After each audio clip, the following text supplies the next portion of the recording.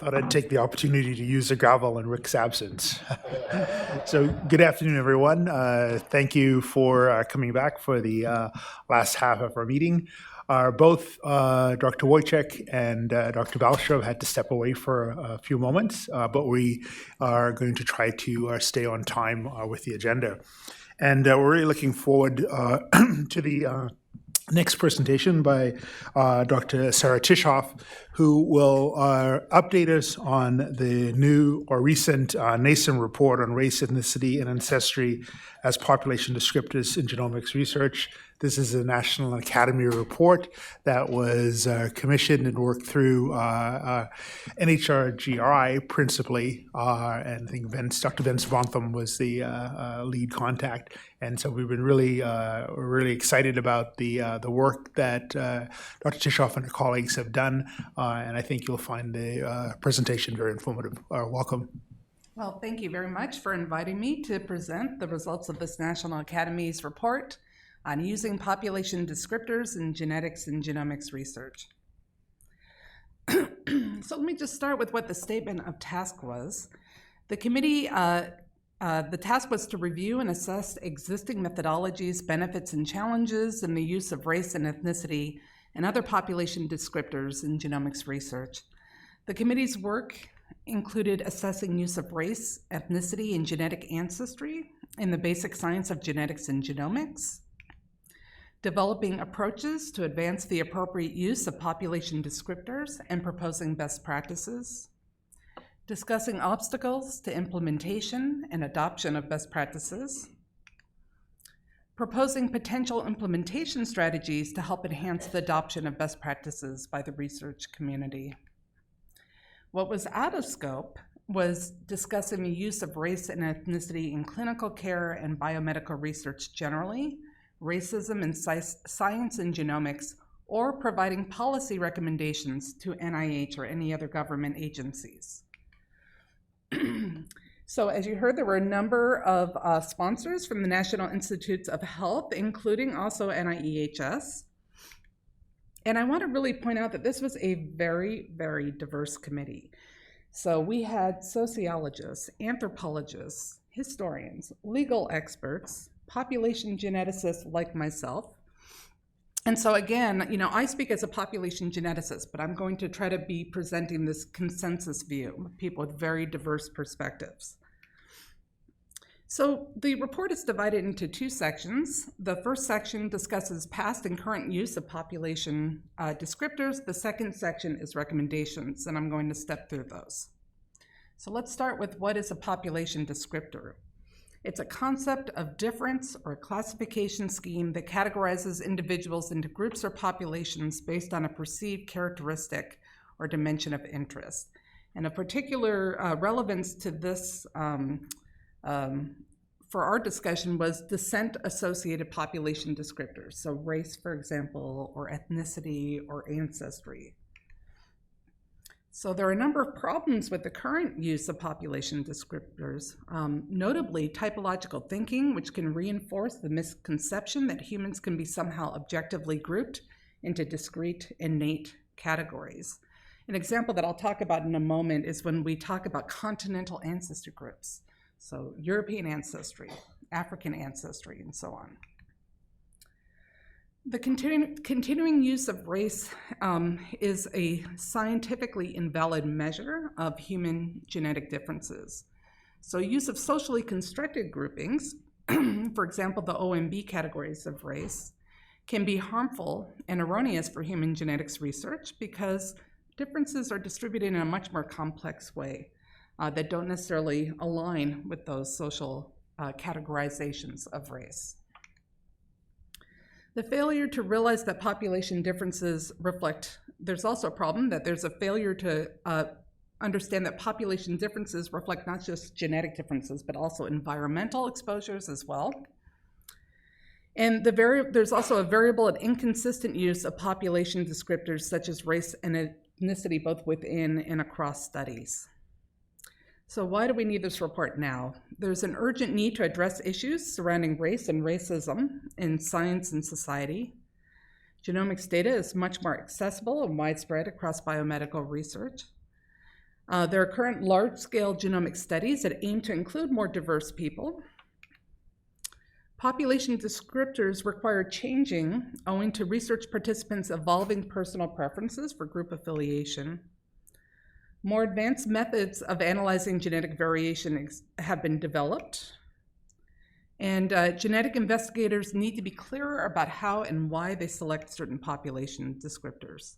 There have been a number of previous efforts, but they've had pretty limited success in changing the widespread use of population descriptors, partly because recommendations and implementation plans weren't fully comprehensive.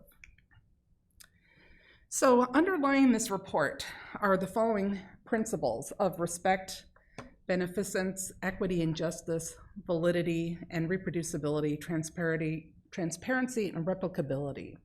There are also 3 requisites. One is to avoid typological thinking. The second is the importance of measuring environmental factors. And the third is the importance of engaging communities and participants. So we provide guidance for different types of researchers and then give suggestions for implementation of this recommendation. I'll be stepping through that. So why do we have these guiding principles? Well, one of the reasons is that we can't foresee every possible need or use or application. But if people follow those underlying principles, then if there's a situation that falls outside of the specific recommendations and best practices, it's easier to be able to come up with approaches if we follow these guiding principles. So in the requisites, we have 5 recommendations which talk about the overarching approaches that are important for the long-term success of the effort. Under guidance for researchers, that's recommendations 6 to 8. We have 16 best practices, and I'm going to step through some of the most important today. That's really aimed towards researchers in genetics and genomics. And then the last section, as I said, is implementation and accountability. That's aimed towards the key players in the research ecosystem and trying to understand how we can better implement these recommendations. So let's start with the importance in the requisite section of avoiding typological thinking. So there's a misconception that humans can be grouped into discrete, innate biological categories, but as I mentioned, population variation is complex. And researchers need to avoid the inaccurate assumptions of typological thinking. So recommendation 1 is that we should not be using race as a proxy for human genetic variation. Also, researchers should not assign genetic ancestry group labels to individuals or sets of individuals based on their race, whether self-identified or not. The second recommendation is that when grouping people in studies of human genetic variation, researchers should avoid typological thinking, particularly including the assumption of hierarchy or homogeneity within groups. And then the third recommendation is that researchers, as well as those who draw on their findings, should be attentive to the connotations and impacts of the terminology. So one word that I personally wish we could just get rid of entirely is Caucasian. And the reason for that actually was used by people who said they were scientists, but they were trying to basically come up with biological classifications of race that are associated with hierarchical thinking, and therefore we really should just eliminate it. It really shouldn't be used at all. Another example of a term that should not be used is Black race, because it wrongly implies some kind of existence of a discrete group of human beings who could objectively be identified as Black. Secondly, we emphasize the importance of measuring environmental factors. So we know that virtually almost all phenotypes are an interplay of genetics and environment. And descent-associated population descriptors are not always good proxies for environmental effects. And researchers should use variables that more precisely capture the information needed. So recommendation 4 is that researchers should, as much as possible, directly evaluate the environmental factors or exposures that are of potential relevance, rather than relying on population descriptors as proxies. Now, if it's not possible to make those direct measurements, and we have to use population descriptor as a proxy, the researchers should be explicit about how the descriptors are employed and explain why they're used and are relevant. And then lastly, we highlight the importance of engaging communities and participants. Misperceptions about human genetic variation and group identities can have negative impacts on individuals and communities and can impede research. And research teams should include experts from these communities to integrate their perspectives throughout the research process. So recommendation 5 is that researchers who collect new data particularly or propose new courses of study with existing data sets should work in partnership with study participants and community experts to integrate their perspectives and inform the selection of population descriptors. So as I mentioned, we target this towards people doing different types of research, those who are doing gene discovery for Mendelian or complex traits, or gene prediction for Mendelian and complex traits. Also, as applies to cellular and physiological mechanisms, like, for example, if we wanted to understand how the mRNA vaccine works, right, for COVID, we don't necessarily even care about population descriptors. It may not even be necessary. We also talk about health disparities research and human evolutionary history research. And we want to emphasize that we don't prescribe what people must do or must say, because researchers are ultimately the decision makers about how the population descriptors should be used. And we just add that they be active participants, they should be active participants in deciding whether to use population descriptors and which ones that they use. But the most important thing is that they be transparent and report their decision-making process. So recommendation 6, that researchers should tailor the use of population descriptors to the type and purpose of the study and explain how and why they use those descriptors. And when appropriate, they should consider using multiple descriptors. And what I mean by that is maybe you would say geography and ethnicity and another type of classification to be as specific as possible. However, for each descriptor, they should be applied consistently to all participants. So for example, if ethnicity is the descriptor, all participants should be assigned an ethnicity label, rather than, for example, some might be assigned a geography label and some assigned ethnicity label. Recommendation 8 is that researchers should disclose the process by which they selected and assigned group labels and the rationale for doing so. So as part of this guidance, we have this table, for example, and just to step you through a little bit. So we describe the different types of genetics research, and then we have different types of population descriptors. In green, we indicate a preferred population descriptor. If we have a yellow question marks, it means typically you wouldn't use it, but maybe in some cases it might be appropriate. If you have the E, then that could be used, if appropriate, as proxies for environmental rather than genetic effects. And the red means do not use. Now, as you can see, we typically recommend not using race as a population descriptor. And in many cases, we also caution against using genetic ancestry, and I'm going to tell you more about that in a moment. Instead, what we recommend is talking about genetic similarity to a reference panel. I'm going to tell you a little bit more about that in a moment. The other thing I really recommend, it's in the appendix, but is actually looking at this decision tree, because this kind of steps the researchers through the process. So first, for example, you would say, what is the source of your data? Is it novel data, or is it already existing samples? And then depending on the different conditions, you would follow this through the decision tree.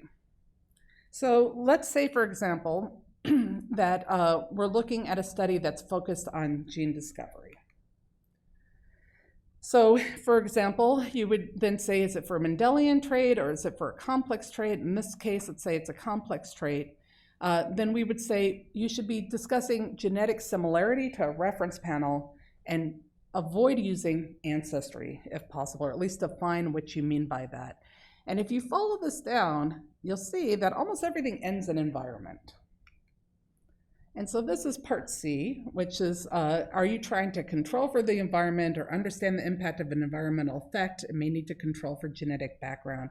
And ultimately, stepping you through and trying to say that you should get as much detail as possible about the environment. I want to talk about a few of the concepts that were mentioned. So genetic ancestry can be defined as the paths through an individual's family tree by which they've inherited DNA from specific ancestors. So think of it as like a line of descent where you're tracing the genetic lineages back in time to a common ancestor. But in practice, the way we determine shared genetic ancestry is typically by measuring genetic similarity. Oops. A genetic ancestry group is simply a set of individuals who share similar genetic ancestries, and again, in practice, they may be genetically similar. And then once a set is designated as a genetic ancestry group, its members may be assigned a geographic or an ethnic or other non-genetic label that's common among the people in that group. By genetic similarity, we're talking about a quantitative measure of the genetic resemblance between individuals that reflects the extent of their shared genetic ancestry. So one of the conclusions is that assigning ancestry group labels based on such descriptors as geography, ethnicity, or race is often scientifically unnecessary and may contribute to typological thinking, particularly when it's conflated with continental geography. So for example, what people have tended to do is rather than using racial classifications, white or black, they might say European ancestry, African ancestry. And so you might think, well, what's wrong with that? It's better than using racial classifications. And that may be true, but the only problem is, and I'm going to give an example from my own research, that it implies some sort of homogeneity that doesn't exist. So this is from a study we published a number of years ago where we looked at genomic variation in over 3,000 Africans from diverse regions. And these colors represent, we use a method, it's called structure analysis, to probabilistically infer ancestral genetic clusters that are indicated by these different colors. So one thing you could see is how much variation there is in Africa. Now, if I were to assign, let's say, an ancestry group label, in my case, for my types of studies, I might do it based on language. So I could tell you, for example, that this purple ancestry represents people who speak Afro-Asiatic languages, and we can trace their migration throughout Africa. And in orange are people who speak Niger-Congo languages, and that would be the ancestors of most African Americans in the US. So that's an example where we could get really specific. What does it mean to say African ancestry? Try to be as specific as possible. Likewise, even in Europe, you think it's pretty genetically homogeneous, but actually it's not, as the study showed. They looked at populations in the UK Biobank. Here they use principal components analysis to look at how people are clustering based on genetic similarity. And you can see it actually really matches this map of Europe pretty well. But again, it's not a homogeneous group. And that's what we imply when we say things like European ancestry. So in a way, it could be worse because it implies some sort of biological classification. So that's the problem with that. So best practice one, rather than using genetic ancestry or ethnicity, researchers should use categories based on kinship, identity by descent information, or fine-scale geographical or genetic similarity data. I'll just give an example here. This is a figure that was adapted from the 1,000 Genomes Project. Let's say you were looking at a sample where people either self-identified as African American or they were labeled by a researcher as that. Maybe you would then, you have genetic information, you would compare it to this set of reference populations. And you might say, well, this population that I'm studying on average is about 80% similar to the Yoruba population from Nigeria. And maybe it's on average 20% similar to the CEU population that has, originally people from Europe, based on the following genetic similarity measure. And then from that point, at least you've defined what you mean, and maybe you don't need a label at that point, or if you do, you could say something like Yoruba-like is one possibility. Sorry, I put a lot of best practices, but I thought it'd be important to go through. So where researchers aim to match the genomes of focal individuals to people that are genetically similar, they shouldn't rely on matching based on racial, ethnic, geographic, or national categorizations, which are poor proxies for allele frequency. So again, it's basically saying what I just told you. that you should do it based on looking at similarities. Best practice 3 states that where the genetic basis of a trait is known, so very often the case, let's say for a Mendelian type of trait, then the individual alleles are what's important. There may be no need for a population descriptor at all. Given that any descent-associated population descriptor will be a poor proxy for environmental effects, researchers should aim to directly collect information about as many potentially relevant environmental factors as possible. And when including population descriptors for phenotype prediction of Mendelian traits, researchers should be explicit about whether the aim, again, is to study genetic or environmental effects and whether these can be disentangled in a study. When mapping variants that contribute to complex traits, again, the researchers should characterize in terms of genetic similarity. And when predicting complex traits, again, we recommend stating based on genetic similarity. Researchers should also describe samples in as many dimensions as possible, using population descriptors, individual-specific environmental data, and their ascertainment scheme. And when descent-associated descriptors such as ethnicity or geography are used, researchers should be explicit about what types of effects they intend to capture, genetic, non-genetic, or both. And when the goal is to control for environmental effects that are correlated with genomic background effects, researchers should, if possible, replace or at least augment the use of population descriptors with more reliable and precise measures of environmental effects. So the last section talks about how these recommendations can be implemented. And we talk about different key players, let's say, including the study participants themselves and what role they may have in how they want population descriptors to be used, and then also funders of genomics research, research institutions, journals, and media, for example. But since I'm here today at NAEHS, I'm going to tell you a little bit about what we recommended in terms of funders.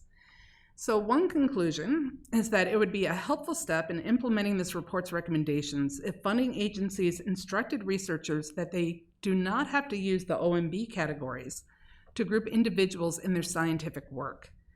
Now, we know that we're all required to report this to NIH, right? Using OMB categories, but that is to make sure that we are recruiting a diverse set, including diverse people in our studies. So that can be maintained, but people should give a rationale, researchers, for why they're using particular population descriptors that they use, and that it's the right one for the particular questions that they're trying to address. We give an example for a checklist, let's say, that one could instruct people who are applying for grants to go through this checklist, or you could have it as part of the review process, that this is a criteria, just as we look at other criteria. So starting with what's the source of your data, have you defined the purpose, have you engaged with the community, has consent been given, have you gotten training on proper use of population descriptors, which is most appropriate for your study and why, and so on. So in conclusion, some parting thoughts, excuse me, are that scientists must get the descent-associated concepts right.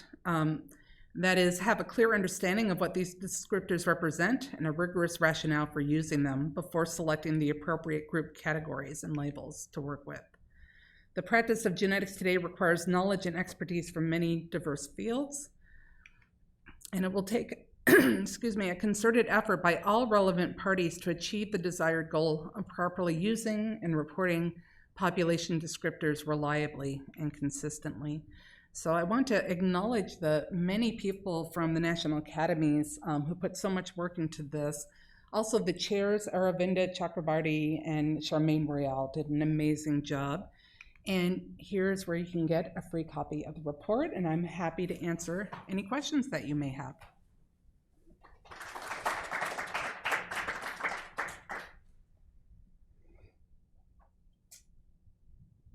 So we have time for discussion. Gary, I see your hand up.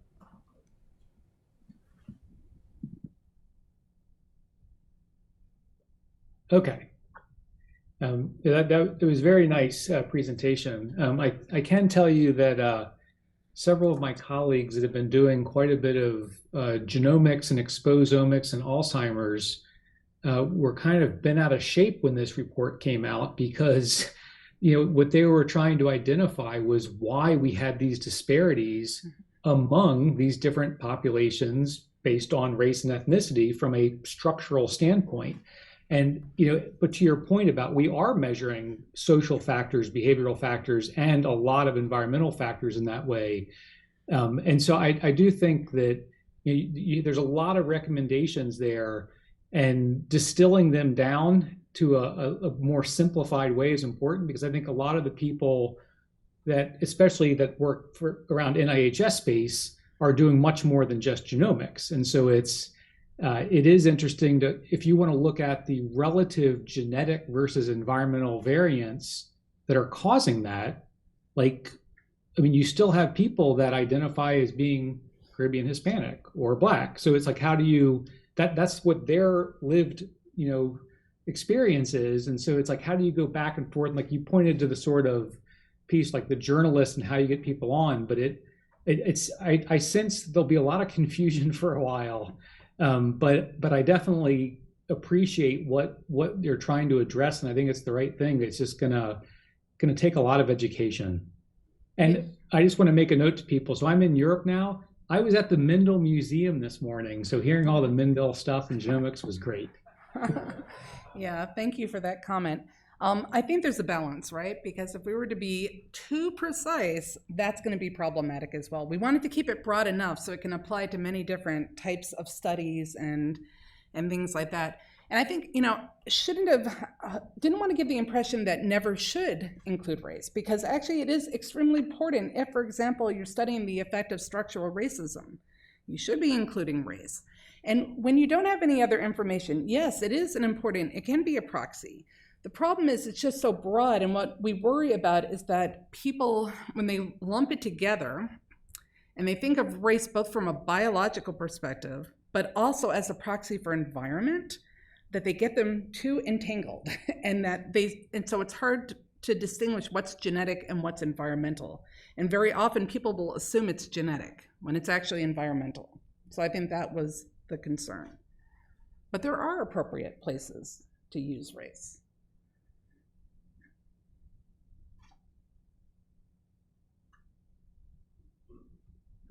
So we have a comment in the chat from Sharon Beard, and I think that this is actually included in the way you're thinking of environment, but it's really stressing the importance of occupation as part of the environment and the definition of health disparities, many of which will also fall along occupational lines. Yeah. Again, the more detailed information that you get, the better. Yeah, this was really great. I'm really glad you've done this. I'm at the EPA, and we're still working. And I noticed on your chart that you, under health disparities with genomic data, you have descriptors could be used as proxies, and that's where we kind of live now. We're trying to do things like map locations where there's a high prevalence or high potential for lead exposure. And it turns out that, unfortunately, race is still probably one of the best predictors that we have. And we know that it is a proxy, a surrogate for living in substandard housing, living in locations X, Y, and Z, post-industrial areas, et cetera, and unpacking what it is a proxy for is part of the task. But we also run up against the use of that science because of constitutional issues where you can't use race to make decisions for things like funding and resources. And so I guess a question for you is, do you foresee a time when reclassifying with different population descriptors, for example, will these population descriptors allow us to describe broad areas of vulnerability? So normally we might think of life stage or pre-existing disease or genetics. You know, we know that there are genetic polymorphisms that make people more susceptible to ozone or something. So do you see that this could lead to use of better descriptors for that kind of vulnerability? Yeah, absolutely. And again, remember this was focused towards genetics and genomics research, and just trying, to make sure people are not confounding environmental and genetic effects. But absolutely, it is going to be important, again, if you have no other information. But I think, again, we're trying to encourage people, get as much information as you can. And in terms of descriptors, yes, there are many different types of descriptors. You could describe someone based on some aspect of their environment, right? Or even by their age, or there are many ways. But I think the more specific we are and why you chose that descriptor and justifying the use of that is really important. But I think that it's particularly a sensitive issue when it comes to race, because of the issue of racism and the problems with people inferring that there's a biological basis to race that often occurs when people are doing particularly genetics and genomic studies. And that was the major concern. But yeah, I agree with you. Rick, I see your hand. Yes, Sarah, terrific talk, really nice. And thank you for your work on the committee. And this is just long overdue. I'm just very excited to see these recommendations coming out. Now, question I have for you is, what about your dissemination throughout the community and then enforcement and kind of standardized enforcement? What are your recommendations to NAEHS and to the NIH in general? That's a very tough question. That's above me. But remember, we're not allowed. I know it wouldn't be easy, but I just, what are your thoughts about it? Yeah, we're not allowed to say that. But it has, again, I don't know if there's any way to overcome this. Again, this is partly me talking personally, but the fact that we are forced to report OMB, we have to report using these racial classification systems. But that's, again, beyond NIH. They probably have to report higher up as well. And so there has been discussion, I know, by some about even what should be included in the OMB categories. And that's part of the problem, is that they're going to change over time due to a number of factors.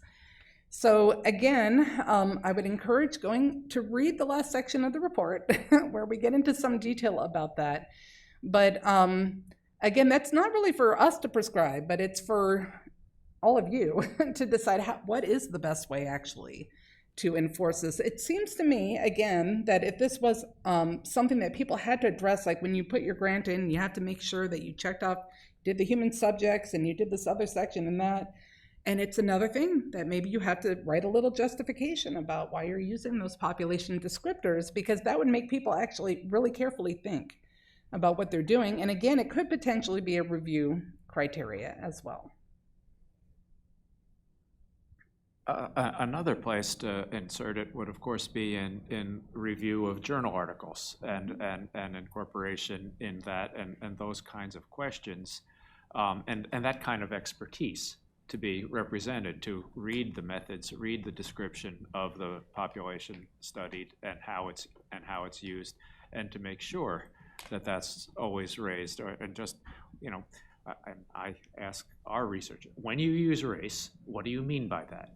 How are you using race? And just making that a very, as you have on your checklist, a very clear question that you have to ask in just even reviewing for publication. So if this could be something that is disseminated throughout the scientific publishing and peer review, that would be another way, in addition to I to think the that ICs. some journals are starting. They're starting to do that, but there could be much more. And certainly, there are certain clinical journals I've noticed in particular that will use these racial classifications. But I think that would be an excellent idea for it to become more standardized in terms of a question that people have to address when they go to publish. And also, it would potentially help with harmonization as well. And that's another thing I didn't really talk about today, but there is a section where we talk about some of the challenges with harmonization. So if you want to compare your study and your population groups to another one, it helps if people are using more consistent descriptors. And then also, these may not apply when you're working on global populations as I do. They don't have the same US racial classifications, so that raises another issue as well. Irva, I see your hand. Excuse me, Irva. Yeah, thank you. Yeah, I really appreciated this presentation, and this whole issue of using race and studying racism. Actually, I've thought a lot of that. Years ago I had several students who were really interested in looking at racism and did so for their dissertations. And yet in my own research, I've grappled with this issue, and how are we using it? And in general, not being a geneticist, and although I do gene environment interaction studies a lot, I've always talked to my colleagues as it represents the experiences of racism, and that's something that we certainly have to take into account when we're talking about health outcomes. And then, but the next step is something that we haven't done enough of, and it's now, I feel like it's really coming home to roost. We're part of the ECHO, which is this national environmental influences on child health outcomes. There were in the beginning about 35 awardees. I don't know how many there are going forward. We've been starting a second phase. But I think the alternative is to actually be getting the answers to those questions about people's experiences of racism, and how in the structural sense, in terms of their education, in terms of their workplaces, their life experiences, and so forth. And so that's a whole area that I think there has been some work, but it hasn't been adopted in a wide enough way for those of us who study environment to be able to, we need to adopt some of the kinds of instruments that have been developed for that, in order to be able to come up with other typologies that are meaningful and that are representing the entities and the exposures that we are interested in either controlling for, looking at as effect modifiers, or studying for their impacts in and of themselves. So that kind of implementation, I think, is the direction that and I can't speak for genetics, but I think that's, from the environmental point of view, that's what we need to do.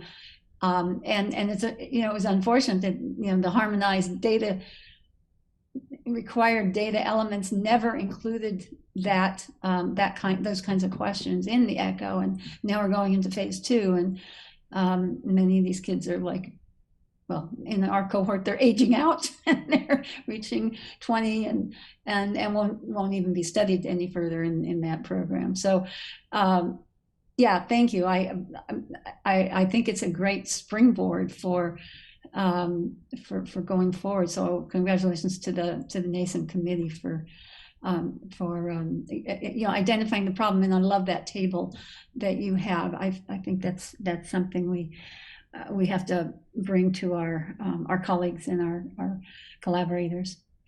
Yeah, thank you.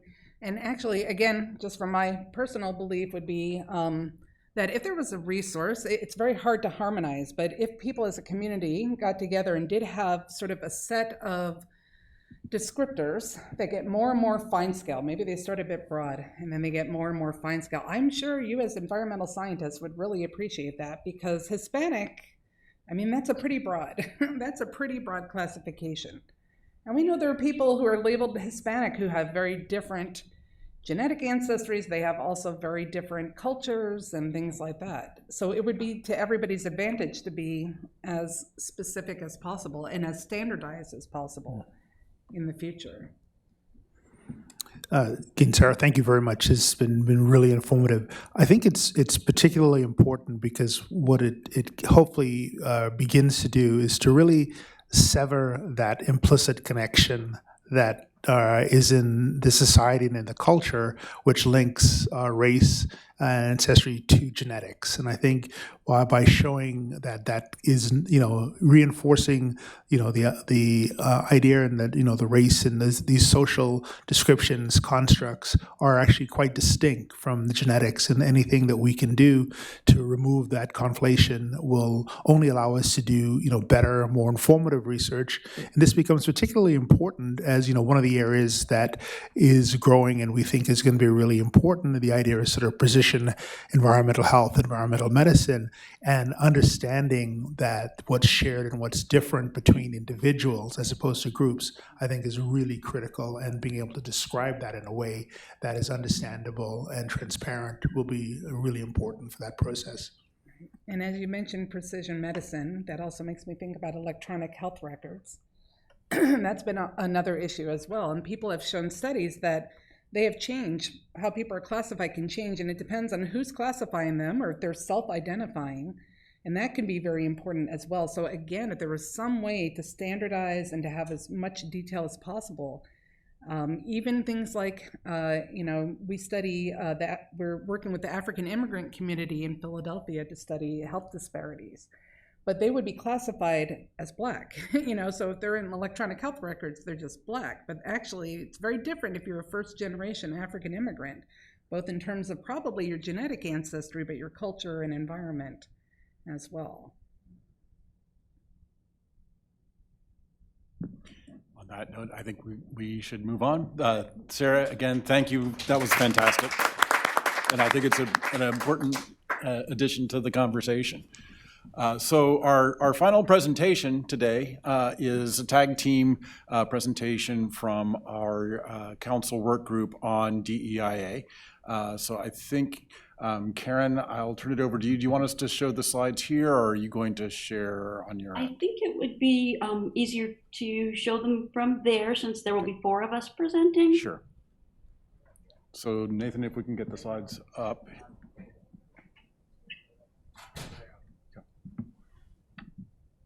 Or I can do it from here if that's easier. I think they're bringing them up. Okay. Well, I will just start with good afternoon, everyone.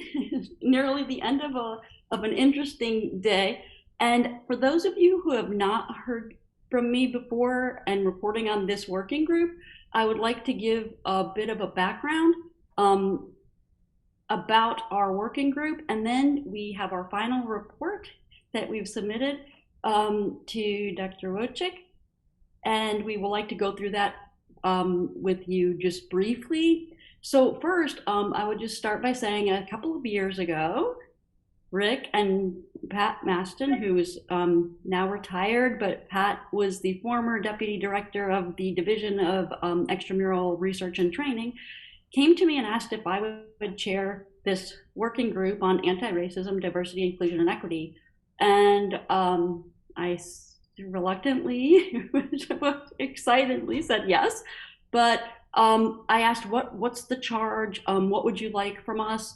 And so I was given a very specific charge here that Pat and Rick put together to advise. So our group was a working group to advise the leadership at NAEHS on areas related to racism, diversity, equity, and inclusion, predominantly related to research in the environmental health sciences with a focus on extramural, but we also included intramural. And examples that we put forth were things like ideas for increasing diversity in the workforce, identification of gaps in research related to these various issues of race, ethnicity, et cetera, we've just heard about. And then perhaps identification of things that cause inequity in funding across racial and ethnic groups. And then at the end of this process, we would put together our report, which we've done, and we will present today as advisory only for the leadership. So if I could have the next slide.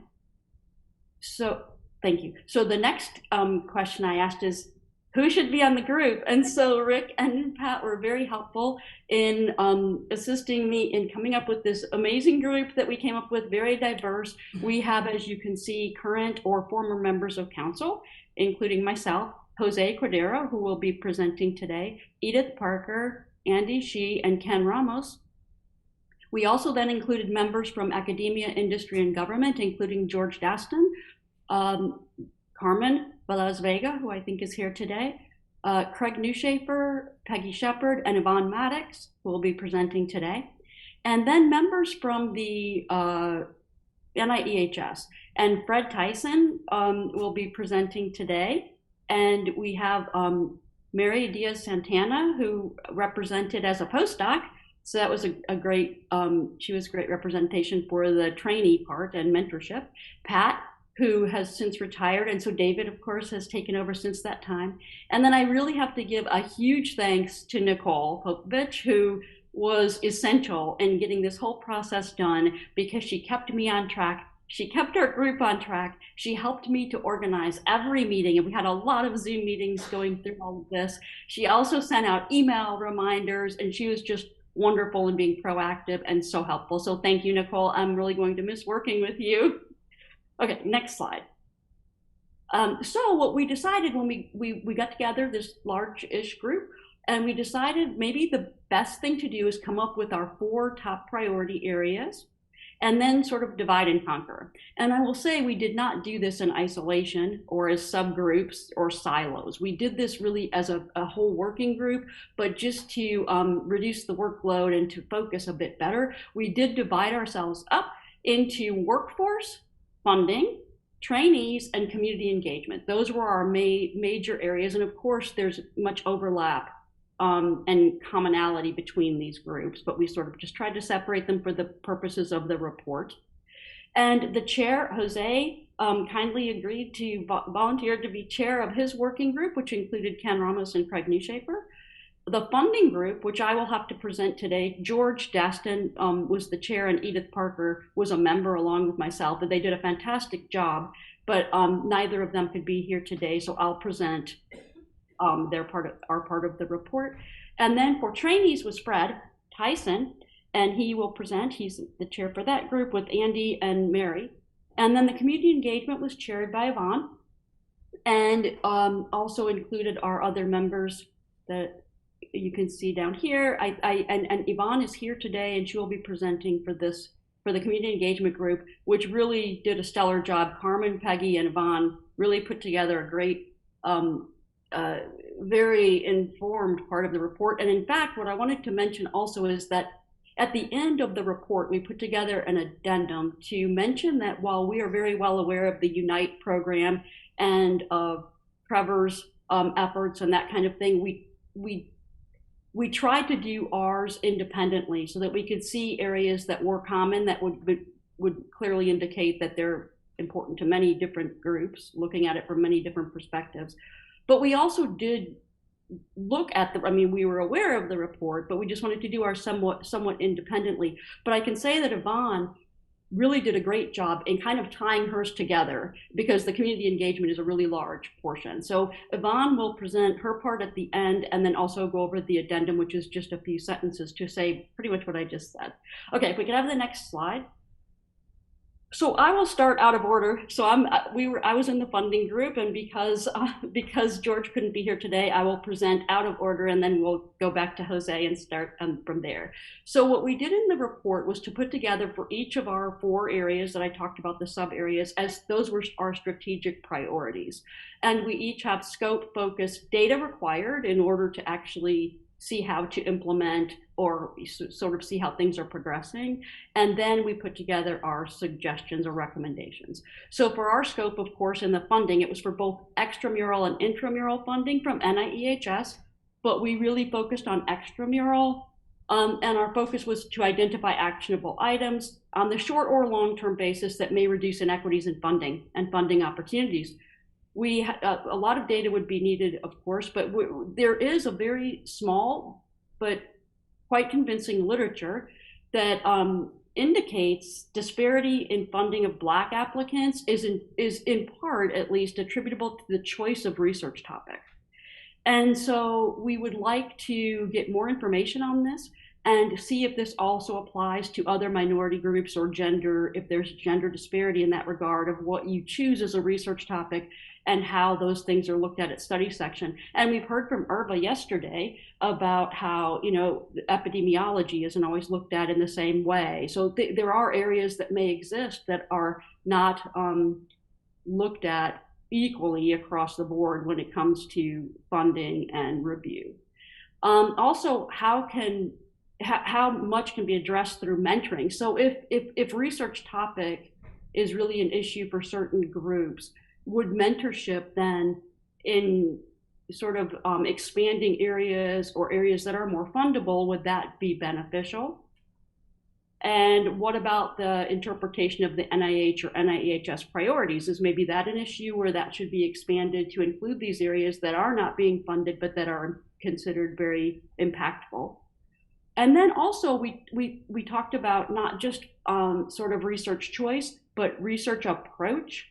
So many small institutions have agreements with larger institutions nearby for use of equipment or space and that kind of thing, but it's not really it's not formally in place per se. So we wondered if there was a way to expand this for smaller institutions and also make it more of a formal expectation that NIH funded institutions share their facilities with HBCUs, tribal colleges, etc. Okay, next slide. And so now I will go through the 4 recommendations that our group came up with. And then we'll just move through the presentations, and then at the end we'll have a discussion or Q&A. Okay, so I mentioned about this literature about research choice. So one recommendation is to conduct a study to determine whether this problem exists for other underrepresented groups. And if we could go to the next slide, I have additional bullet points under this recommendation. The NIH leadership may want to conduct a retrospective analysis of rejected grant proposals to look at the choice of topic and methods used from underrepresented groups, and to, again, see if that's consistent with the mission and strategy of the Institute, or if that needs to be adjusted a bit.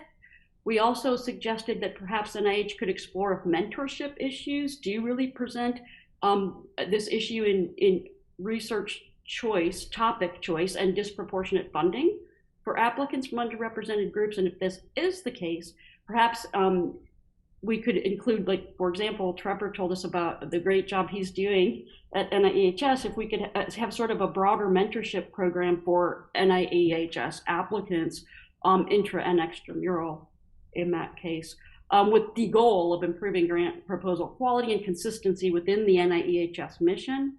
And then again, maybe re-examine NIH funding portfolio to elevate opportunities for those underrepresented minorities for their approaches and or topic of choice. Okay, if we could go on to the next slide, our second recommendation was to address unconscious bias in the grant review process. And I have to say, I was very pleased to hear Dr. Burns yesterday. I think that this is already being addressed. So, but we had come up with these quite some time ago, and we know that while most people can be trained about, you know, conscious bias in the review process, or we can control for that a bit, unconscious bias it's much more difficult to actually detect, and also it's quite insidious in its effects. So we felt that NIEHS should require unconscious bias training for all peer reviewers, and this is going on now, so that's great. And that perhaps the peer review process could be blinded to the applicant. We did hear yesterday from Dr. Burns that that had been discussed, but that there are pros and cons to that. So this is just something for thought for the leadership at NAEHS. And if we could go on to the next slide. We also felt that there was clearly a bias in scoring research environment. So I'm very pleased that Dr. Burns said that this is going to be a pass-fail, if you will. So this is what we suggested. We know that grant applications from smaller or historically minority institutions typically receive much lower scores for research environment, even if they have access to the equipment. And so we felt that's not fair, so we should replace the score with a pass-fail or adequate-inadequate rather than a score. And I think this is being done, so we're really excited about that. And also, as I mentioned previously, maybe these the smaller institutions that have agreements, we could make that more a more formal expectation. Okay, and if we could move on to the next slide, please. Thank you. And our last recommendation for this, for the funding component of the report, is to improve on the inadequate accommodations often in place when people have duties that require something like childcare or elder care giving that disproportionately impacts women and or underrepresented minority groups.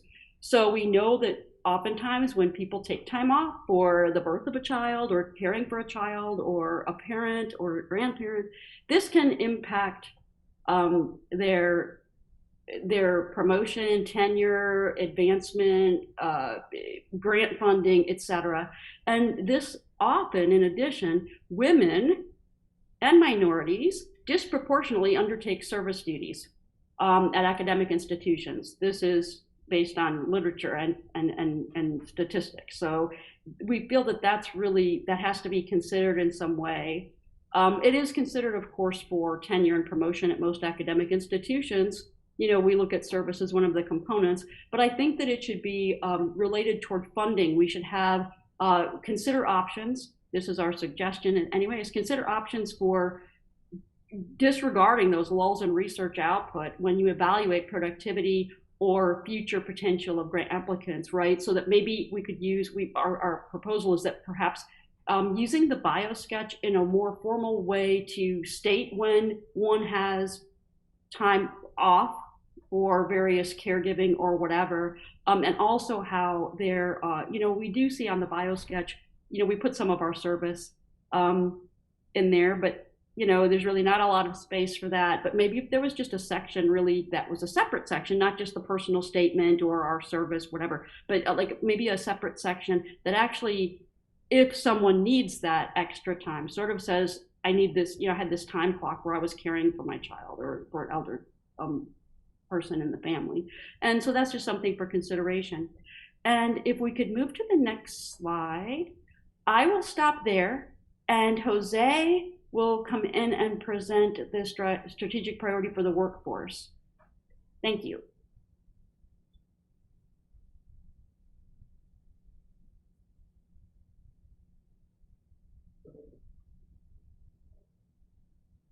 Thank you, Karen. Hello, everyone. I'm speaking from the Dominican Republic, where I'm located right this moment, and I hope that you can hear me well. And We are hearing you well, Jose. I'm sorry? We are hearing you quite well. Perfect. Thank you. So the workforce group began looking at the question of how the workforce will interface or intersects with training and intramural, because that is a major scope. So also addressing intramural and extramural workforce in itself could be a full task for each of them. And so what the group did was to identify what are the priorities, initial priorities in terms of the short and long-term basis that may improve diversity, both in intramural and extramural workforce. So the key word here is what can be actionable in the short and long term. In the next slide, we begin the recommendations. And in our planning, one of the questions that came up is, where is the data? And what data are available and are accessible that could be used? And that was an area that clearly needs to be addressed. And in terms of having all the available data in a central place that could be used together. And that is important not only in terms of slides or one time, but it's also very important in terms of an ongoing basis. So on that, for that reason, our recommendation started by developing and maintaining a timely dashboard that would provide a situational snapshot for both the intramural and extramural, and recognizing that when we say a dashboard, it may actually be a little bit different from intramural and extramural, as you may see later.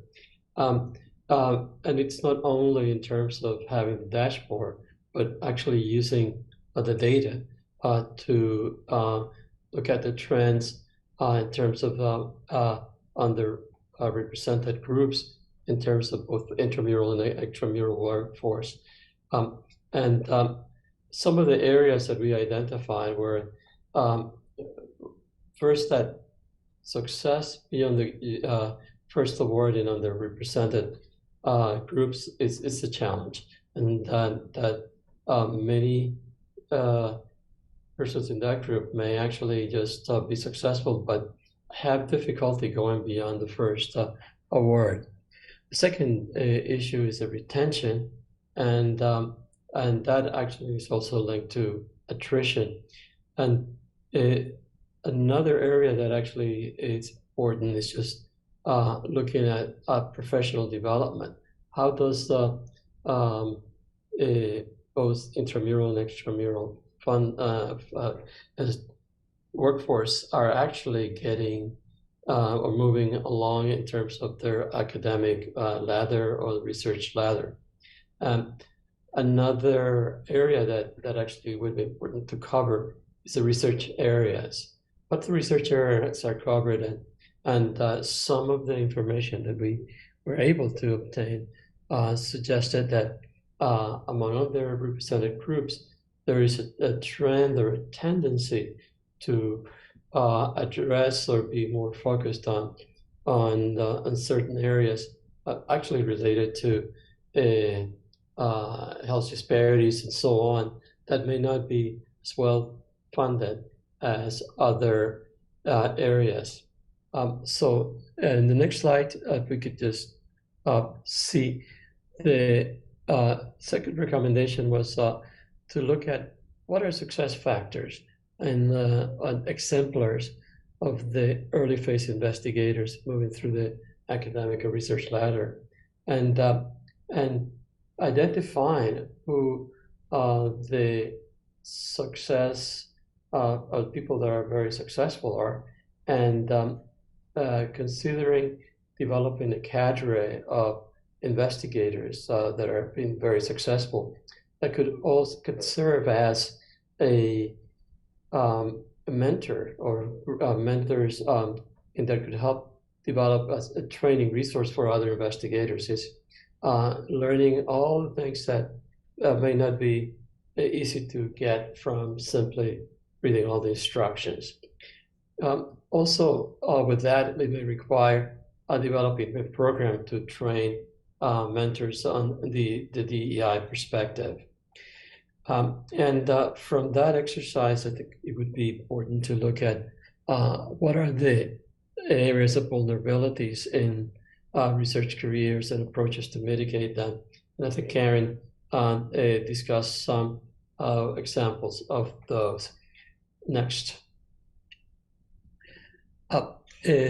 Another thing that came up in the group was that researchers from underrepresented minorities are often overloaded with membership in multiple DEI committees, and one of the areas of is that there's a need to train the overall workforce on DEI issues that may offer more opportunities for broader participation and of DEI.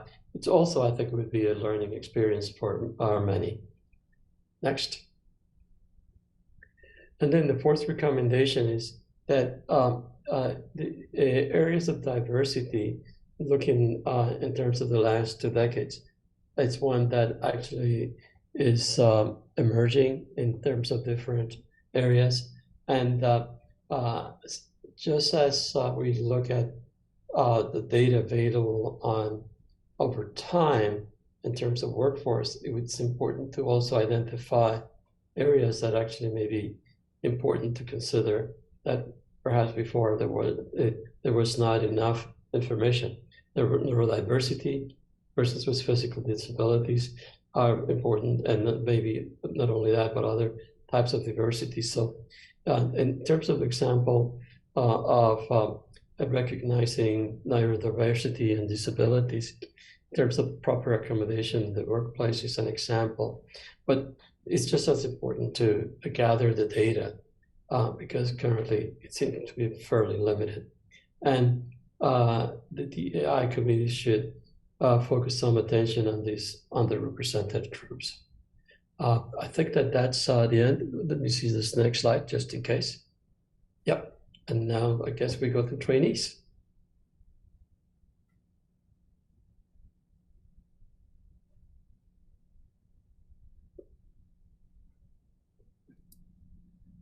So good afternoon. I'm actually here, so you don't need to look at me at Zoom. You can actually see me. So I'm going to talk about the trainees. And before I actually get with our recommendations, there's going to be some things I'll want to talk to you. So again, our focus was both on the extramural trainees that are supported by NAEHS, as well as those who are supported, who work in the intramural divisions and are supported here. And the focus again, as with the other groups, we're looking at things that could be implemented in the short term, as well as things that can be sustainable, and thinking also about longer range projections about what we might be able to do in the future. Some of the things that we want to know, and we don't really have the data on, is do we really have any data on any recruitment issues that there may be that are associated with bringing in trainees from underrepresented minorities? We don't really have data on what is going on with recruitment, on what those issues might be. So we'd like to try to do some studies to find out what those impediments might be and how we might overcome them. Also, I think one of the things that we heard earlier in the presentation is about, when you talk about funding, is what are types of science are people doing, and that selection of the topic or science may have a lot to do with whether folks are successful in their funding applications or not. So we want to be able to determine what kind of science are they studying. We also want to know something about the demographics of the folks that we're trying to recruit and train. There are certainly some things that you can access in terms of demographics, and then some things that you can't, and some things that you can share, some things that you can't. Christy Drew certainly has a handle on that, and we have done some we have generated some data on that. I don't have recent data. I did show the last time we talked about this data that was compiled from 2002 to 2016 on the demographics of folks that we've been supported with, certainly with diversity supplements, but that doesn't encompass all of the extramural and intramural trainees, because we have a number of extramural trainees who are not supported by diversity supplements as well. There are a number of different types of vehicles that are used, such as the F-31 fellowships. We have training grants that people are supported on. People are supported on individual research grants that mentors or PIs have, as well as diversity supplements. So we can go to the next slide to look at recommendations, but before the recommendations, before I really talk about the recommendations, I want to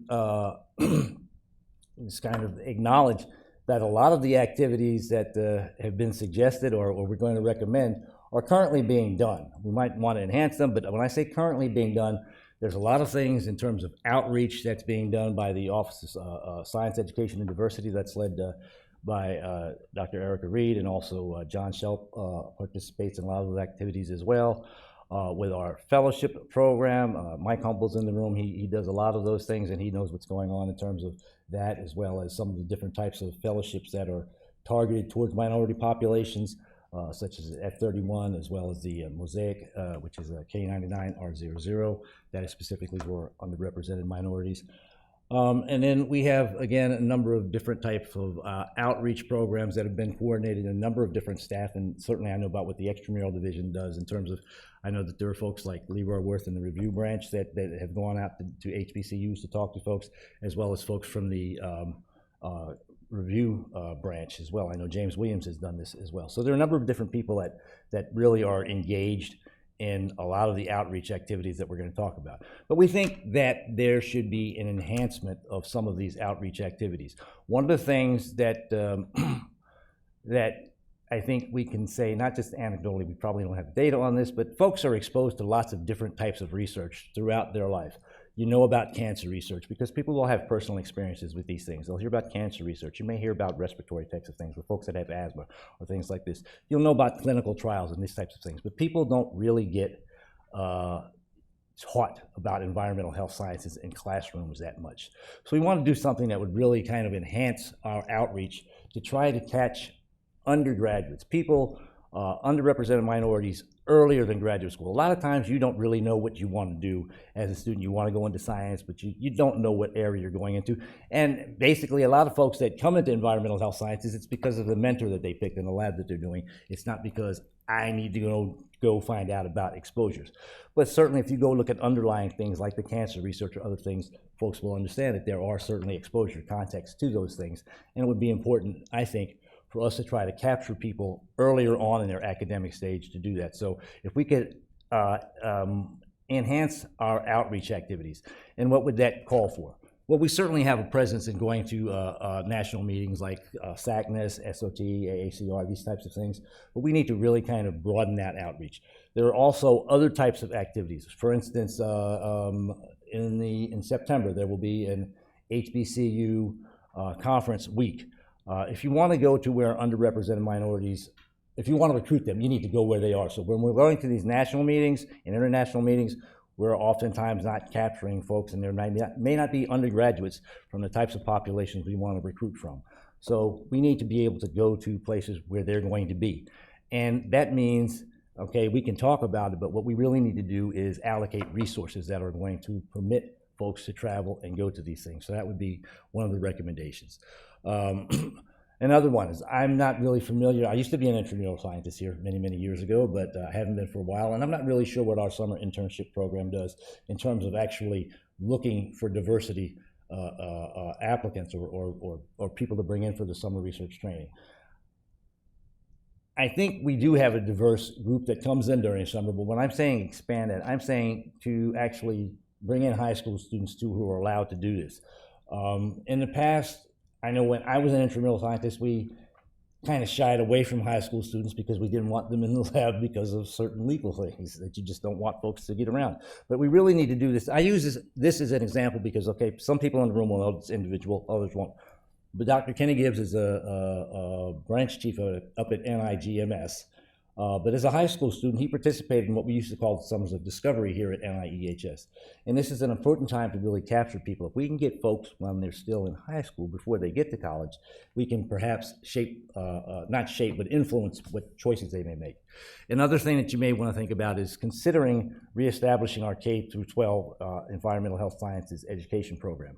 This was a staple of our core centers many years ago. I don't think it is now. And we certainly had an independent program that was focused on that. And again, what this did was it captured students. The goal of that program really was not so much to educate the students, but maybe make their parents better consumers. If the kids came home and talked about the environmental health sciences experiences that they had in the classroom, perhaps that made their parents better consumers. But this would be really something to try to attract students at an earlier age. And then there's also the loan repayment program that people don't know about. And it might be good, again, if we go to these different types of institutions to market this, because if nothing else, for practical purposes, you may want to explore that. I know as a graduate student, I considered going into armed forces, but then I decided I didn't really want to do that. But that was just as a way, again, to supplement income. So again, if you throw something practical out there, that may be also something to entice people to move into that. So okay, next slide, please.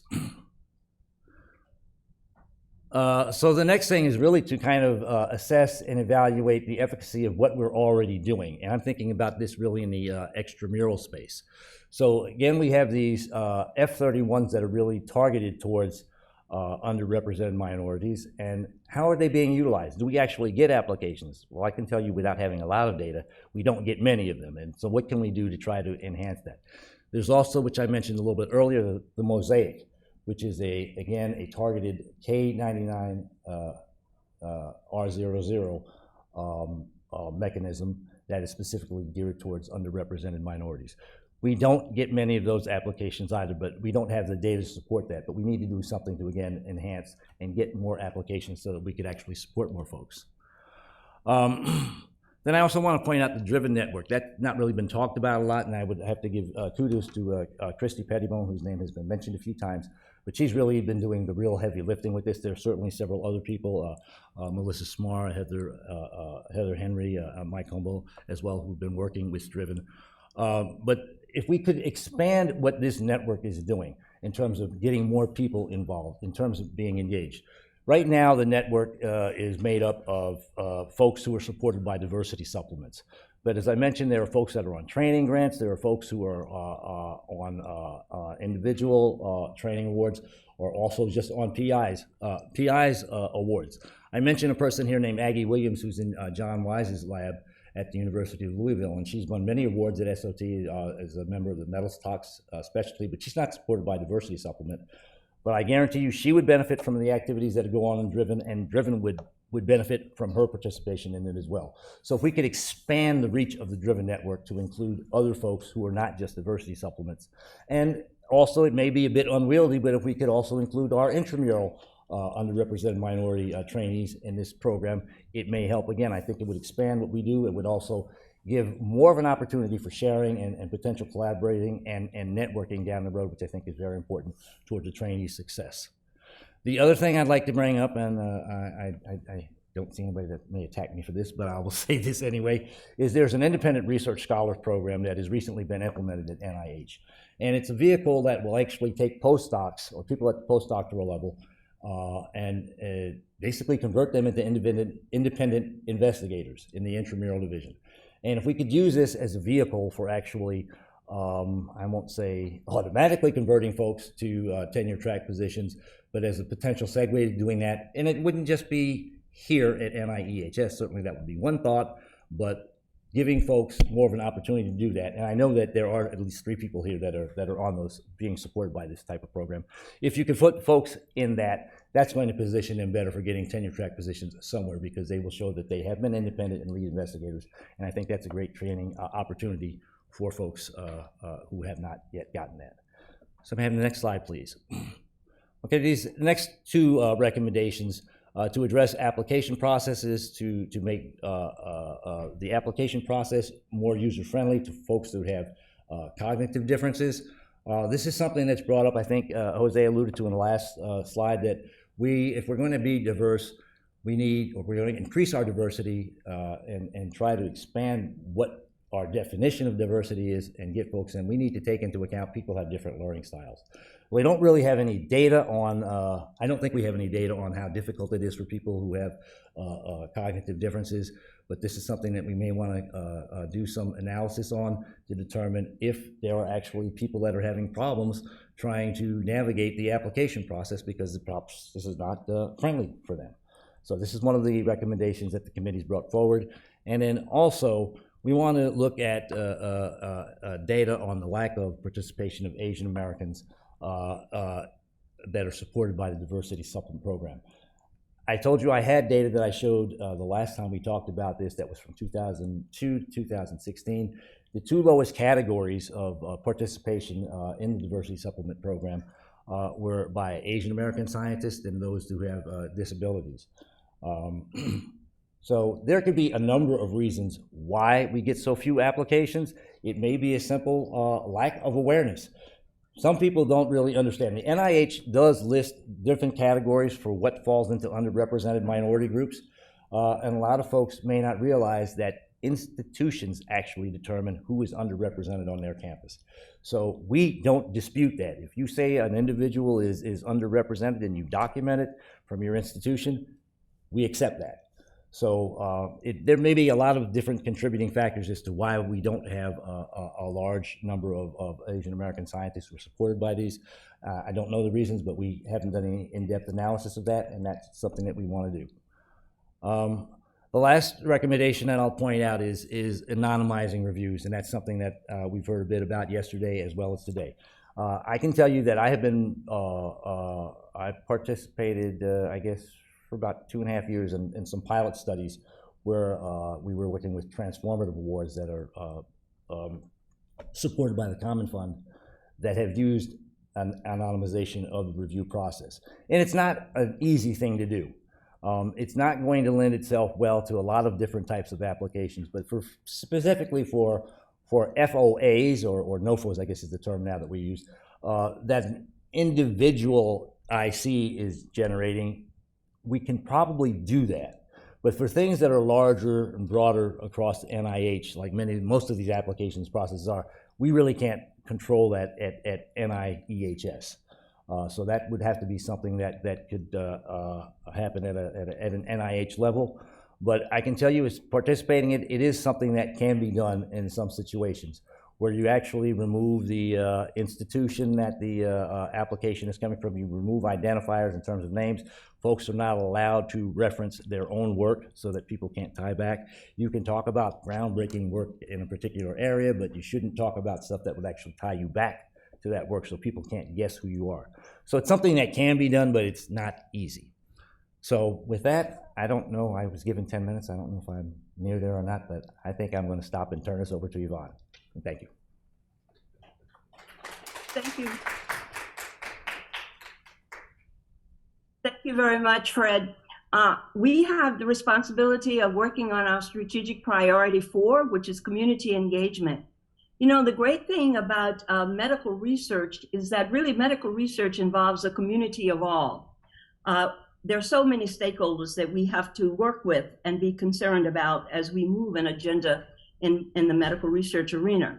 So one of the things that we wanted to make clear is that the scope involves those who are affected by a decision and should be involved in the decision-making process.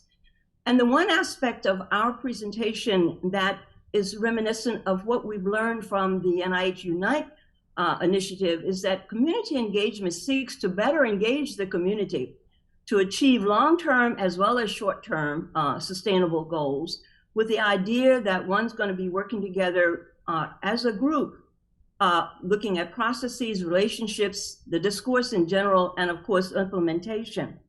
The other thing that we wanted to focus on in our working group was that community engagement does involve all of the stakeholders, but for the purpose of our activities, we thought that we would focus on public engagement to make a distinction from the various communities that NIH is engaged in, specifically the institutions, the investigators, of course, the public, and other partners. Our group spent most of our time also thinking about how we could advance DEI through the public's participation in research.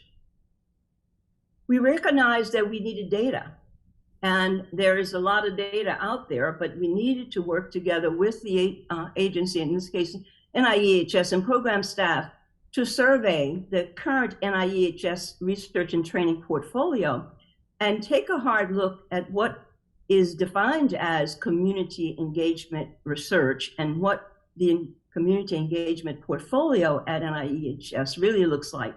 And we wanted to determine which underrepresented minority communities are included in this portfolio, the goals of the project, the racial ethnic status of the principal investigators or directors. And I was very impressed with and struck with the presentation of Dr. Tishoff, because I think some of the aspects of her presentation will help guide NIEHS and how they might want to look at the portfolio analysis when it comes to community engagement.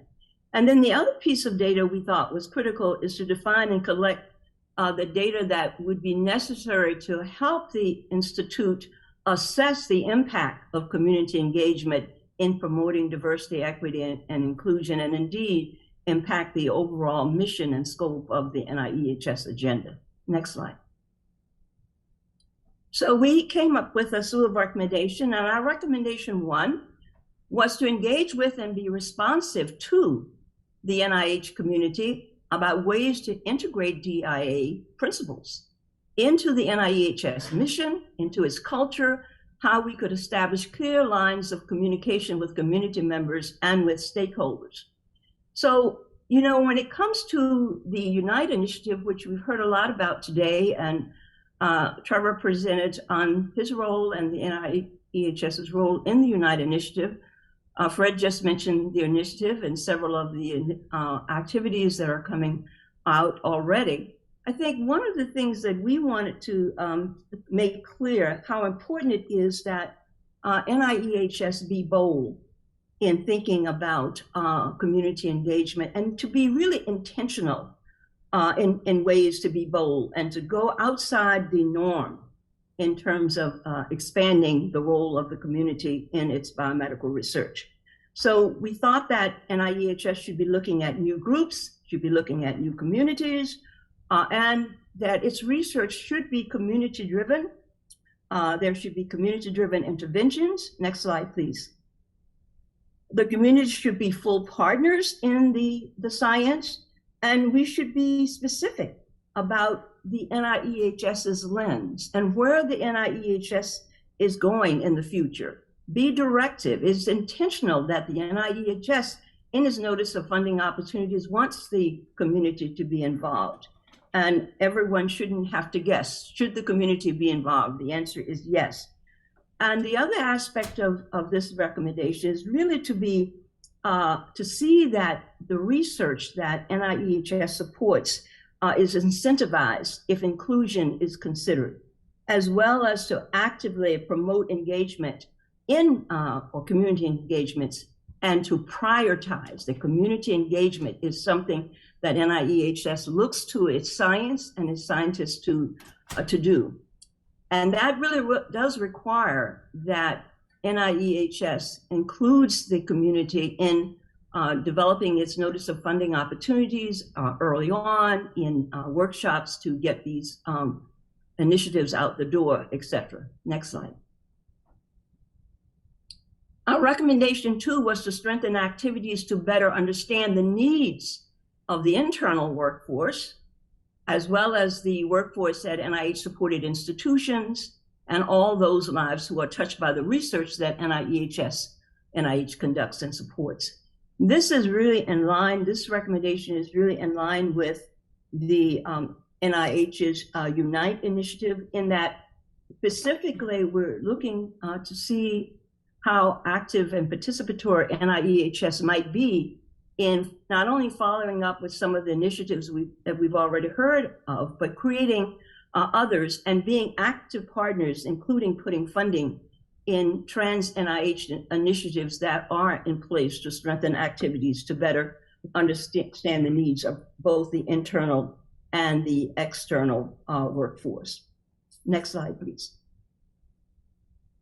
We also felt that if you're going to engage the community, in this case, even engage the public, we should recommend to you that you establish bidirectional communications with community members on NIH's policies, NIEHS policies, and practices that impact DIA.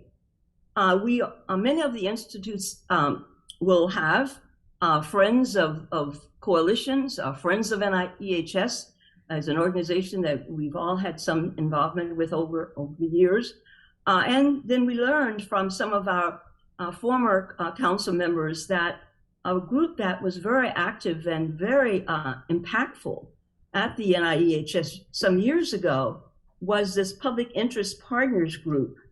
And the recommendation was that we reestablish such a group if it's not already charged and ready to go, and utilize this group because the two groups are very different. One of these groups really is focusing on maybe the academic coalition of friends, whereas the Public Interest Partners group is really the public. We're talking about patient groups, but we're also talking about folks who are not necessarily NIEHS grantees or not even in the NIEHS lane of discussion. But these partners could really provide input, not only in terms of what notice of funding opportunity should be launched, but the role that the public might play in such a launch, as well as to help NIEHS in the long run establish its lens or its research agenda and to implement it. The last recommendation, I think is next to the last recommendation we had, was to go back one, please, is to ensure that NIEHS is responsive to community concerns, and where feasible, consider modifying NIEHS policies and procedures. And this is something that I think I heard a little bit about this morning from one of the council members, because we are very, very interested in seeing that NIEHS would have more representation on the council from the public or from community leaders and community activists. And of course, these individuals would also have to be diverse. And when you think about diversity on the council, you're not only speaking about racial ethnic diversity, but you are talking about diversity in experiences, diversity in expertise. So we would like to suggest that additional council members be represented on the council. That council is made up of a more varied and diverse group of members, and that these members may require, having additional members may require changing some policies, and the FACA rules and regulation may need to be addressed differently. But in this climate of being bold and intentional, we think it's time for NIEHS, because of its mission, because it's such a broad agency or institute within the NIH, so many stakeholders, that having additional council members would be a value added. Next, please. Next slide.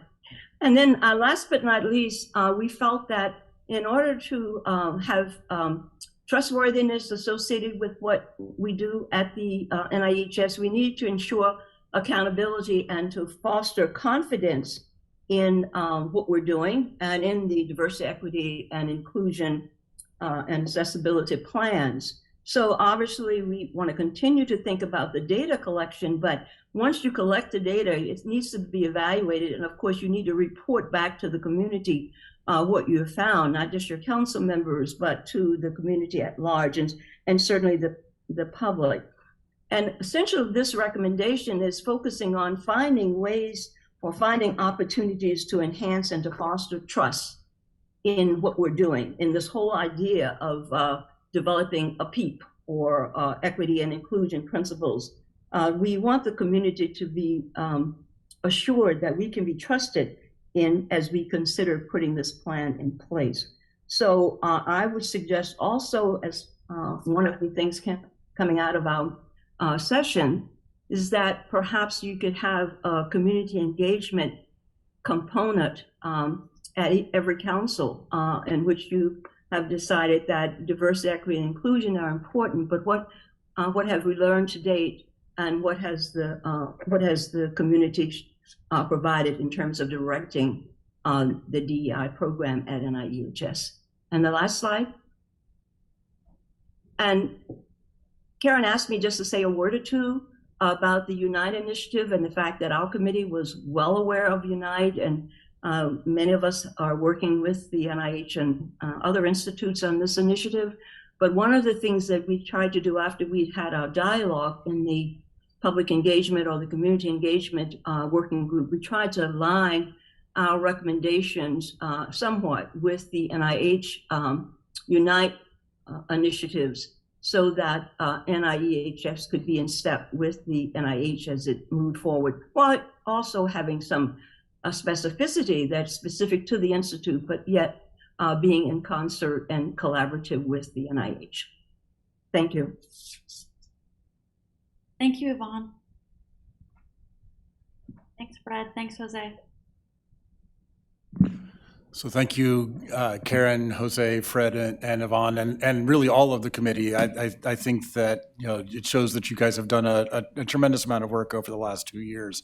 And, you know, on behalf of the Institute, we're hugely appreciative of all of your efforts. I see a couple of hands up. Rick, I'm going to let you jump ahead of Daryl with some comments, taking the chair's prerogative for Rick. Yeah. Actually, I think Daryl had his hand up first, so I think we, in fairness, I think let's let Daryl go first, and then I'll make a comment and ask a question. I dare not defy the deputy director, Jose. So go ahead.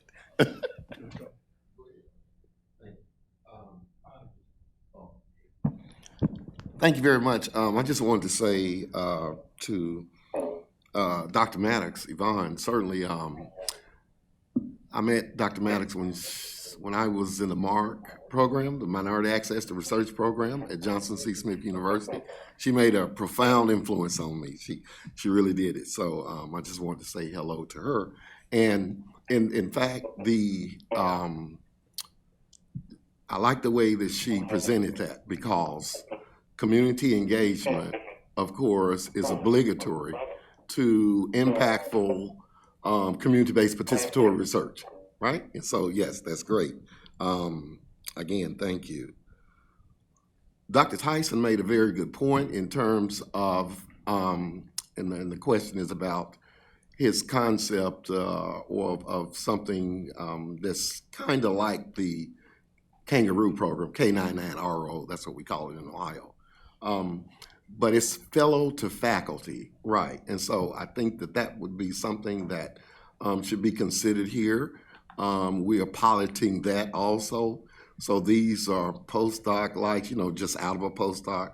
And it gives them a little bit more time to sort of adjust to independence before they take on that tenure track. They have an option to go tenure track or, clinical, which at Ohio State is just teaching, but we prefer the clinical. So that's a very good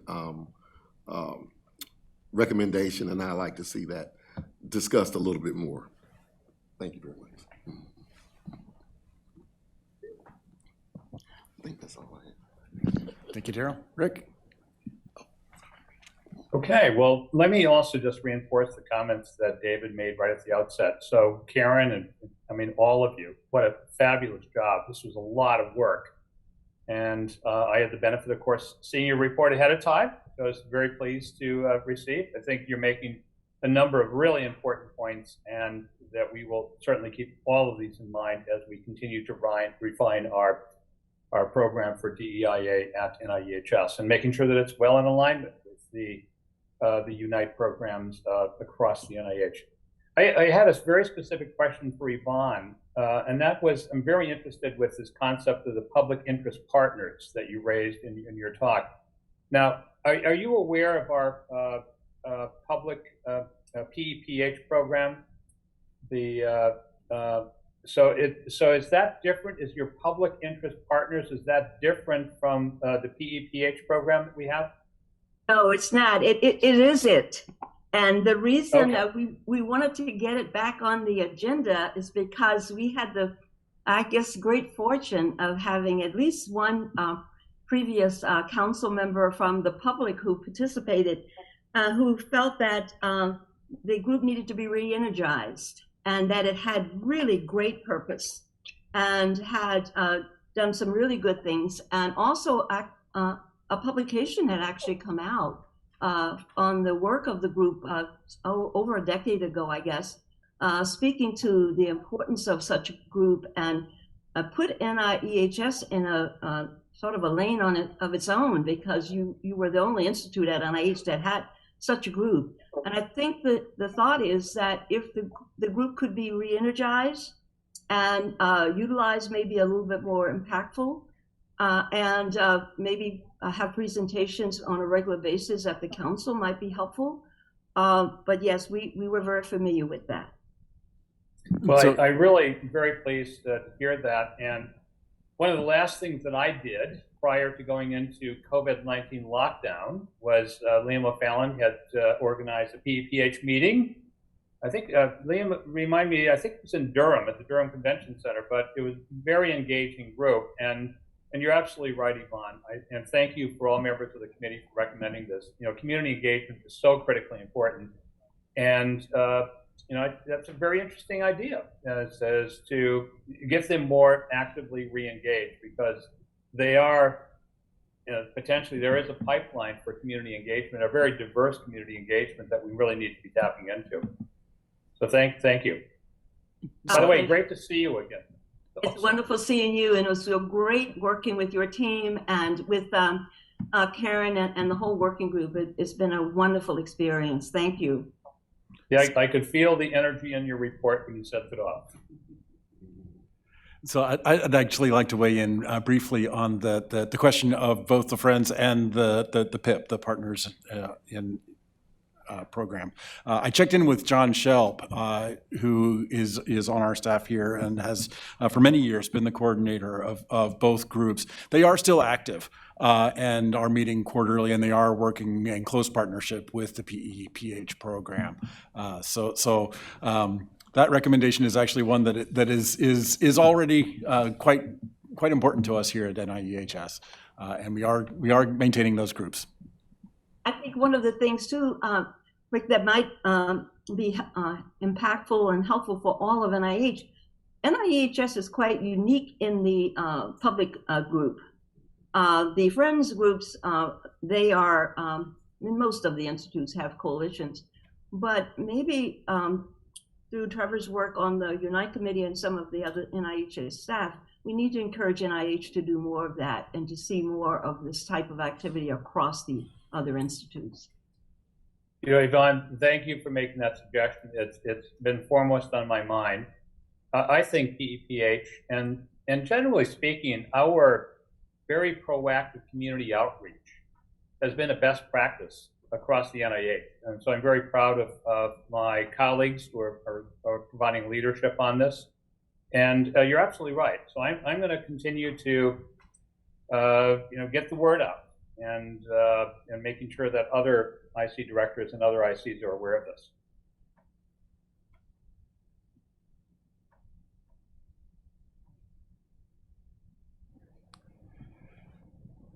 I would like to echo Fred's concern that with the K through 12 initiative was dropped a while ago here at the Institute. We have a great program that Mike Gumbel oversees with the undergraduate education, but you really have to work with the pipeline, and you just can't rely upon NIGMS to do it for you, especially in environmental health sciences.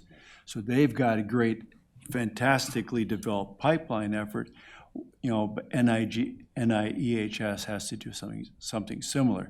And it isn't just high school. It really begins with middle school, okay? Middle school, especially young girls, that's where they oftentimes lose interest in science. And you have to capture them, you have to encourage them and tell them you can do it too. So I would strongly support any efforts, NHS, to kind of put that back into play and especially target that middle school group, because that's a very important part of it. And whenever you do any of these types of programs, things we were talking about yesterday, earlier today, sustainability is something that it has to be taken into consideration. If you start something but you don't have long-term plans to continue it, it's going to possibly fall through the cracks. So that's just one of those things. That's it. Yeah. So just a couple comments with the K through 12. I know our communities, when we go back to give them data, they say, we show them we have our undergrads come, our graduate students come, and they're like, you need to do stuff younger. So it's a plea really from a lot of the communities is for these opportunities for these students to see, what the possibilities are and that kind of thing. That, and quite honestly, NIH often says we don't start in less than undergrad. And so we've had to look for funding through the Chan Zuckerberg Initiative, through EPA, through other funding. So that's just my comment on that. And then the other one is on these friends, like the Friends group and that kind of stuff. Are they viewed as advisory groups, or are they just, the reason I'm asking is I'm wondering if NIEHS would consider a true community advisory board, a CAB, and then having maybe one of those folks come to a council meeting, maybe they rotate through, because communities are very different. And so I know sometimes, you kind of check the box and say, okay, this person represents the public, is to try and get a diversity of folks from different communities, but having someone come and, you know, sit in on the meeting, but also kind of report back on those works. So you know, maybe I should be familiar with that, but I'm not. So I was just wondering if they're more advisory or if it's just another group that meets. Yeah, so advisory is a word that comes with baggage when you're the federal government. So, you know, I don't think they would characterize PIP or Friends as being advisory groups. That being said, they speak and we listen. You know, and they are partnerships. So we also will share a lot of information with them. I think the idea of formalizing a CAB is definitely something that we can look into. Can't make any promises right now, but I think it's something worth exploring.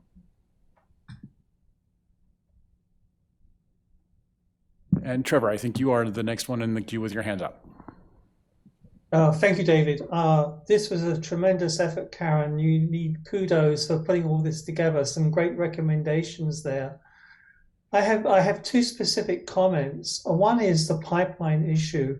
So I agree that we have to start as early as possible in attracting people into environmental health sciences.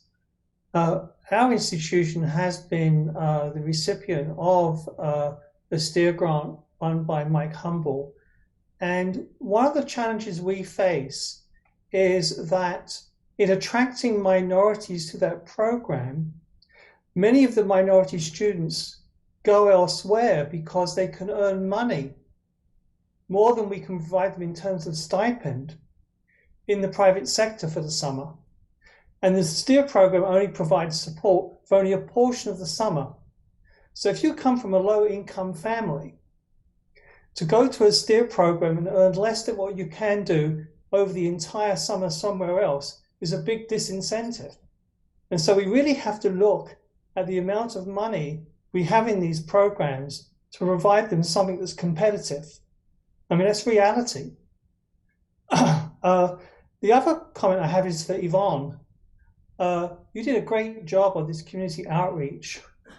One of the things we've learned in terms of boots on the ground is working with communities to actually encourage them to write grants.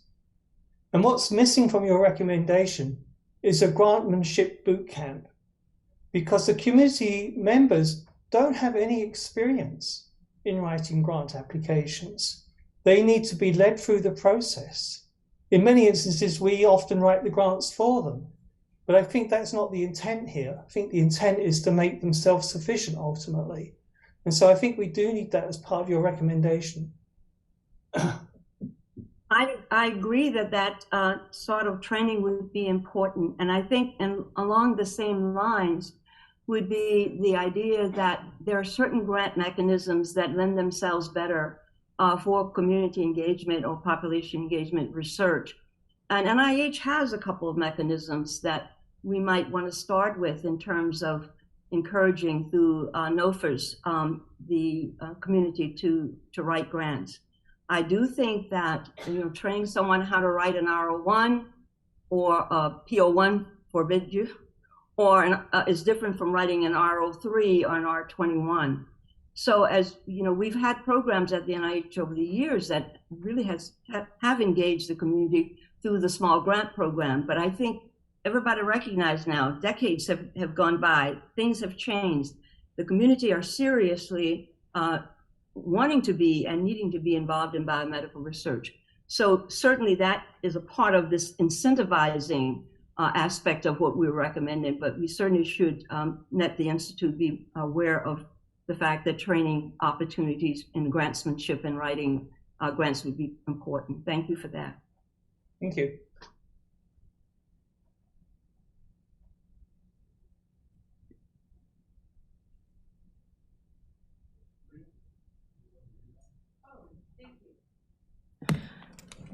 Thanks so much. That was really informative. And I apologize because I may be experiencing your report at a level of abstraction that others are not experiencing because it's not my field. But I really would be interested in knowing or hearing about an example, Yvonne, of a community engagement that went well. because community engagement can be such an amorphous concept that we all may be filling in the blanks for what we think about. We think about community engagement, and perhaps it's not tradition for you guys to include case studies at this level of report. But anyway, for me, it would just help to have a story of what was something about a community engagement that went well that you'd want to build on. Thanks. Well, I have a fairly long history in federal service, including at the NIH. And one of the institutes that I was involved in for many years, serving as a deputy director, was the National Institute on Child Health and Human Development. And we engaged the community in much of our biomedical and medical research, specifically as it related to infant mortality and infant morbidity. And one of the classic stories that the biomedical research community is probably very familiar with is the campaign that was called the Back to Sleep campaign, specifically a campaign that was focusing on putting infants on their backs at first year of life to reduce the risk of sudden infant death syndrome. And we had several community engaging leaders who were participatory in this campaign and in this research agenda as it related to back sleeping, as it related to safe sleep environment, and many of them received grants and were very successful. We learned a lot from the community in terms of behavior modification as it related to sleep positioning. So that's one that I can certainly speak to. And we did launch several initiatives that focus on the small grant mechanism as a way to fund and support this. It wasn't our one caliber proposal in terms of the 25 pages or the limitation. It was a very small proposal, but it went very well, and we learned a lot for the community. In fact, the sudden infant death syndrome numbers improved as a result of having the community involved in this. So Irva, and then Gary, and then I think we need to take a short break before we go into council discussion. Oh, Fred, did you want to make a comment? Okay. Yeah, let Fred make a comment. I just wanted to make another comment to follow up on what Yvonne said in terms about successes with communities. Right here, even more locally in North Carolina, this was a few years ago, but certainly maybe you've heard about hog farming issues in the eastern part of the state, and that was a community group that actually got that started, Concerned Citizens of Tillery, North Carolina, and sort of working with the late Steve Wing, and then also through our environmental justice program here, we were able to do several things to bring these matters to attention, enough to really kind of get the hog farming industry doing, what do you call those, the FOIs, I mean, the Freedom of Information Act, the FOIAs, and I mean, it caused more awareness of what the issues were that people in that area were facing, and allowed us to be involved also in terms of being able to support and allow them to generate data that supported the theory, or not the theory, but the supposition that the hog farming, or what we called, a nice way of calling it, was concentrated agricultural feeding operations, basically were causing things to get into the ground as well as the groundwater that were making people sick, and they were able to document that and publish on it as well. Thanks, Fred. Irva. Yeah, thank you. Well, thank you to the entire committee, and a fabulous set of reports, really, that all point the way forward and really provide a roadmap, I think, for next steps for NAEHS. And I'm it's exciting to see the different angles all coming together in sort of a unified direction. I wanted to just ask maybe a little for. I think this whole issue about the difficulty that early investigators have in either getting their first grant, or after the first grant being able to develop a sustainable independent research program, and all the kinds of ways that we can try to enhance that and make increase the odds that they're going to get into that, that very narrow 10% or maybe the race to pay categories. And I remember at one of our earlier discussions as we were just getting started on this issue a couple of years back, and there was a lot of talk about the nurturing of, well, let's say those people who have had their first award, and building in the mentoring. And so there was I really enjoyed hearing that aspect of the mentoring and the mentoring of the mentors. And I think there's still meat to be put onto that idea that it's kind of a skeleton at this point, really. Although there is prior experience with mentoring, some of like the ONES awards, that have a kind of mentoring, a cohort, identity that they have and can learn from each other. So I think that's just that's something that just has to happen, I think. And seeing some of my own like postdocs right now and some of our early stage investigators, they're really hungry for the mentorship, and mentoring teams rather than just a single mentor, I think, is really key.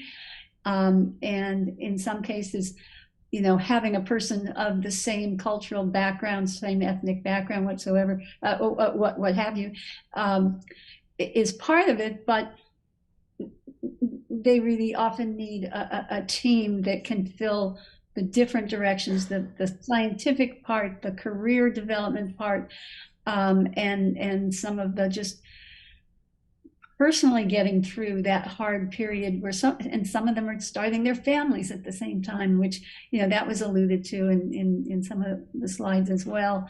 So I just I think this is a great report, but the report is the starting point for really upping those chances, and then I think that this whole issue of the community engagement and the question of whether the community-based participatory research project itself turns some reviewers off who then think this is not going to be really scientific, and the training of the reviewers to understand that they're wrong if they think that.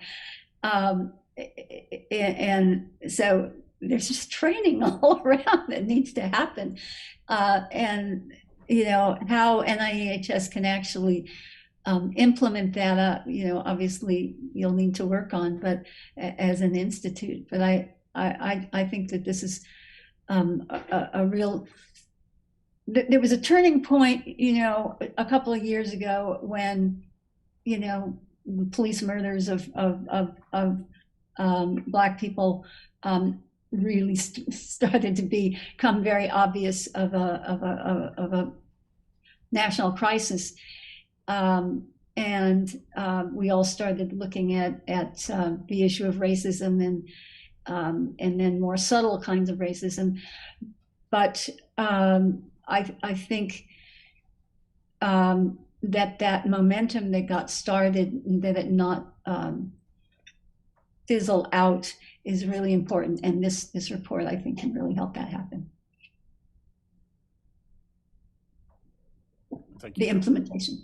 Yeah, thank you, Irva. And I think that's part of where we want to start to shift the conversation when we come into the council discussion after we take a break. So Gary, some quick comments from you, please. A quick comment. I think this recommendation of a cab to council is a very good one, because we have so many community engagement groups in our P30s that are doing exactly some of the things we were talking about, like teaching grant writing so they can write proposals to the mayor's office. I mean, we figured out ways at Emory to get small grants directly to the community groups routinely. It worked very well. It took some fighting with the administrators, but we did it. And then the work we're doing at Columbia, Peggy Shepard's, part of our team there, is we can really do a lot, and we have done a lot. But I think it's something that people need to hear about, these very strong accomplishments that have occurred through the NIHS P30 centers. And I think hearing those in this group would be very good to do in that time. So I would be very supportive of having that sort of input in that way. Great. Thank you. Thank you very much, Gary. So what I'd like to propose is that we take a 7-minute break. So come back at 3:10, because I know I at least need a quick bio break before we have conversation on kind of how do we pull all this together and start to develop an institute action plan to move some of this agenda forward. So thank you all for your engagement, and we'll see you in just a few minutes.